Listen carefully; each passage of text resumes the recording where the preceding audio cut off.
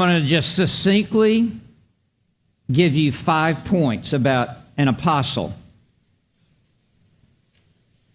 Number one, the apostles formed the foundation of the church in the first century. And you only lay a foundation one time when you build a house. You don't lay a foundation every floor. There's only one foundation, and the whole edifice rests upon the foundation, and that was the ministry of the apostles, and Jesus Christ was the chief cornerstone. And even today, we are resting upon this foundation that was laid by Christ through his apostles. Second, there are no apostles today. There are no apostles because no one today can meet the qualifications for an apostle. You can read about it in Acts chapter 1. You had to have accompanied Jesus from the time of his baptism to the time of his ascension and to be personally taught and trained by Jesus Christ himself. No secondhand knowledge. Second, you had to visibly see the resurrected Christ from the grave. No one can meet those qualifications today. And by the way, that is why Jesus appeared to Saul of Tarsus on the road to Damascus to meet these qualifications so that he personally saw the resurrected Christ. That's an experience that will never happen to you and it'll never happen to me until we step into heaven.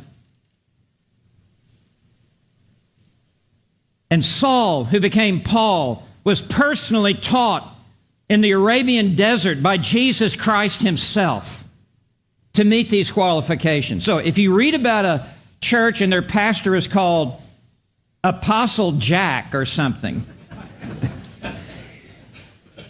and his co-pastor, his wife, Apostolette Jackette, just know either they have no clue as to what an apostle is, or they're wolves in sheep's clothing. Third thing you need to know is that an apostle received direct revelation from Jesus Christ himself.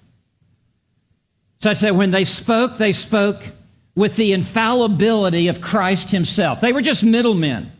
They received direct revelation. Ephesians 3, verse 5. They received direct revelation by the Spirit, and they were led uniquely by the Spirit to write their portions of the New Testament with flawless inerrancy and infallibility. Fourth, their apostleship was verified by performing miracles. No apostles today. No gifts of miracles today. Does God heal the sick today? Yes. Through prayer, through doctors, through nurses, through medicine, through time. But not with anyone who can go lay hands on people and heal them, because there are no apostles today. And then fifth, what they said was what they wrote and what they spoke and what they preached was the supreme authority of God himself.